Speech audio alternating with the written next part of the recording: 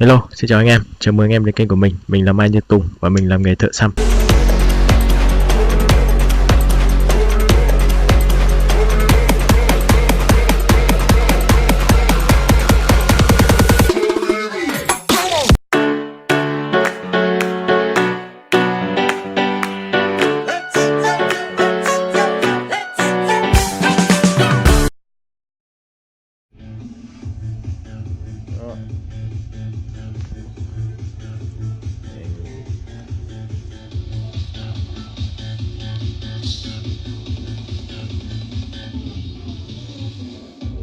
Quay nhìn bé nhỉ?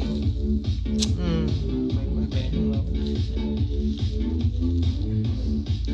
Hàng mini.